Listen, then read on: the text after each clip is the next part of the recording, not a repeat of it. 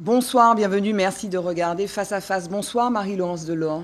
Oui, bonsoir Madame Barbara Jean-Élie. Comment ça va? Bien, bien, je vous remercie de votre invitation et puis je salue tous les téléspectateurs et téléspectatrices. Voilà, j'y arrive. J'ai beaucoup de plaisir à vous recevoir. Madame Delors, vous êtes ce qu'on peut appeler une citoyenne active. Oui. Vous n'hésitez pas à prendre la parole, vous faites des tribunes et des posts quand ça va mal, quand les autres, on va le dire, se planquent derrière des écrans, des réseaux sociaux. Vous écrivez à la première personne. Et alors, vous êtes enseignante, vous êtes professeure de philosophie, donc vous intervenez en terminale, mais vous avez été aussi directrice d'établissement. Vous avez travaillé à la MEP, et puis vous avez aussi été militante politique. Oui. Vous me l'indiquiez tout à l'heure, vous avez cofondé le Palima, par exemple, de Monsieur Francis Carole. Oui. Vous avez été aussi à APAL. Oui, aussi. Aujourd'hui, donc, je vous ai demandé de venir parce que j'ai vu donc sur les réseaux, enfin, ou peut-être sur un message WhatsApp, un message qui m'a un peu, comment dire, interpellée. Ouais. Alors, c'était écrit « C'est maintenant » et puis « L'entente citoyenne ». Ouais. L'entente citoyenne. Est-ce que c'est un parti politique? Donc et puis, il y a un numéro de téléphone, il y a un contact. Donc, c'est quoi? C'est un nouveau mouvement que vous lancez? Alors, je dirais d'abord ce que n'est pas l'entente citoyenne. L'entente citoyenne, ce n'est ni une alliance de partis, ni un parti. Alors, je m'explique. Si le parti en général, on va dire historiquement, a joué un rôle d'agrégateur et d'animateur de la vie sociale, aujourd'hui, les partis sont devenus des machines à sélectionner des candidats aux élections. Et la finalité de ça, c'est toujours le poste et l'intérêt général et l'intérêt commun est laissé en rade. Donc, c'est pourquoi je dis que ce n'est pas un parti. Alors, c'est quoi si ce n'est pas un parti? Je dirais que c'est une dynamique qu'on essaie de créer et de fortifier. Et cette dynamique qu'on essaie de créer, c'est pourquoi faire? C'est pour sortir de l'impasse politique dans laquelle la Martinique se trouve depuis quelque temps. Et donc, par conséquent, cette dynamique, c'est quoi? Il faut absolument sortir la Martinique, je dirais, en quelque part, de ce qu'on peut appeler non seulement une impasse, mais créer un chemin. Ce chemin, c'est quoi? C'est faire que la Martinique soit apaisée et sécurisée. On voudrait d'une Martinique apaisée et sécurisée. Et pour ce faire, il faut déconstruire un certain nombre de schémas. Lesquels? Alors, le premier schéma à déconstruire, c'est ce qui nous bloque aujourd'hui, c'est qu'est-ce qu'être un Martiniquais. Mais c'est toujours la question de l'identité? Oui, c'est la question de l'identité. Et l'identité, c'est pas quelque chose de figé. C'est quelque chose d'ouvert et de multiple. Autrement dit... Mais ça n'est pas partagé, Madame Delors, je vous interromps. Pour certains, l'identité, c'est être descendant, par exemple, d'esclaves. Oui, et on a une question d'intégration des autres composantes de la société martiniquaise. Eh bien, justement, c'est cette impasse et ce blocage qu'il faut lever. Pourquoi? Parce que être martiniquais aujourd'hui, ce n'est pas seulement et uniquement être un afro-descendant.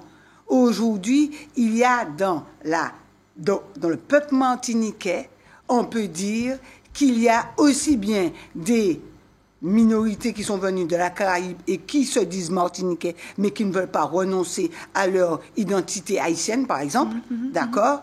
On peut avoir aussi d'autres nationalités qui viennent d'ailleurs, mais qui ont adopté ici en Martinique et notre mode de vie et qui se disent, bon, je suis aussi martiniquais. C'est le cas d'ailleurs, c'est le cas. Il y a eu des migrations syro-libanaises, des migrations chinoises. Italiennes aussi. Italiennes aussi, bien entendu. Oui. Et d'ailleurs, enfin, pour parler de cette notion d'identité avec cet apport de peuple ou d'individus, de personnes qui viennent de la Caraïbe, aujourd'hui, on est confronté, notre territoire est confronté au problème de baisse démographique drastique. Par exemple, si on continue sur la même tendance, l'INSEE nous dit qu'à l'horizon 2070, on sera 212 000 et certains peuvent voir dans l'immigration une solution. Donc, vous et c'est très bien. Vous vous dites quoi alors? Moi, je dis que c'est une excellente chose aujourd'hui. Pourquoi? Parce que dans tous les pays, y compris en France, on a ce problème démographique. Et donc, il faut accepter les apports de populations qui viennent d'ailleurs, en particulier de la Caraïbe, mais pas seulement de la Caraïbe. Mais vous y voyez, en fait, vous attirez l'attention. C'est une richesse. Vous appelez l'attention. Pourquoi? Parce que vous voyez des formes de racisme s'exprimer. Ah, bien évidemment. C'est pourquoi, d'ailleurs, notre mot d'ordre, c'est agir collectivement en tenant compte de la diversité raciale, ethnique, géographique et sociale. Oui. Autrement dit, on va agir pour faire le possible. Le possible, ce n'est pas des choses qui sont dans l'emphase, ce n'est pas pour dans 20 ans. Qu'est-ce qu'on peut faire sur 56 ans? Oui. Voilà. Et vous disiez au début, votre état des lieux concernant le rôle des partis politiques est vraiment implacable. Vous dites en fait, ça ne sert qu'à créer des postes pour ceux qui les briguent, qui les ont déjà en fait dans la reproduction. Donc le parti politique est obsolète en fait. Oui, il ne sert plus à rien. Aujourd'hui, et ça date pas d'aujourd'hui, la majorité se trouve à l'extérieur des partis. Oui. Déjà, à l'époque de Cabot, quand je discutais jeune militante avec lui, il me disait... Guy Cabot-Masson, oui, merci. Il me disait que la majorité est hors des partis. Bien sûr.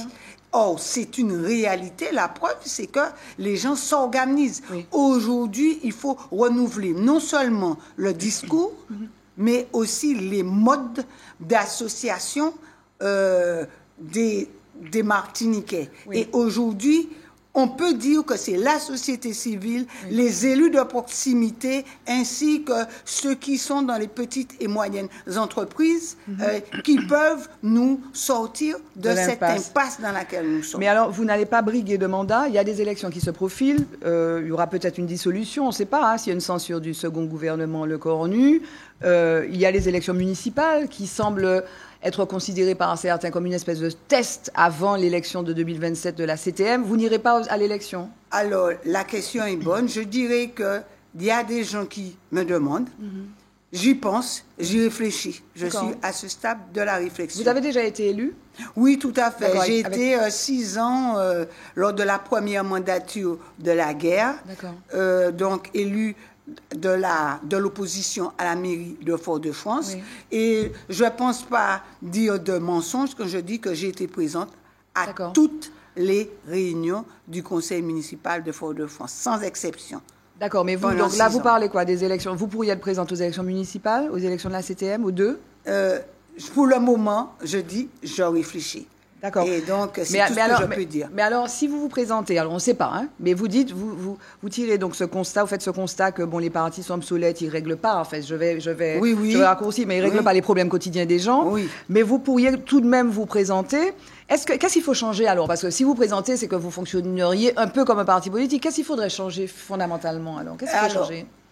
Je dirais que, première chose, c'est que s'il y a entente, c'est qu'il faut faire entendre la majorité silencieuse qu'on est en train de rendre invisible. Donc c'est quoi? C'est la démocratie participative? Oui, la démocratie participative. Oui. Et il faut redonner la parole à cette majorité silencieuse qui est invisibilisée et qui subit cette espèce de dictature des minorités. Parce que il y a des minorités agissantes qui sont dans la rue, qui sont dans la rue ou encore qui occupent les médias ou ailleurs, les réseaux sociaux, et on croit que c'est une majorité. Alors qu'il y a une majorité de Martiniquais et de Martiniquaises qui veulent une Martinique apaisée, sécurisée. Oui. Et alors, donc vous disiez tout à l'heure, je reviens un petit peu sur vos mots, vous dites on est dans une impasse. Pourtant, on a des initiatives politiques qui sont prises. La plus récente, c'est le Congrès. Cette réunion d'élus de tous bords qui vont parler d'évolution statutaire en disant il nous faut plus de pouvoir et notamment de pouvoir normatif. Vous en pensez quoi? Alors, on est dans l'impasse là toujours ou bien on est encore dans l'impasse. Pourquoi? Parce qu'on est dans une inversion des priorités.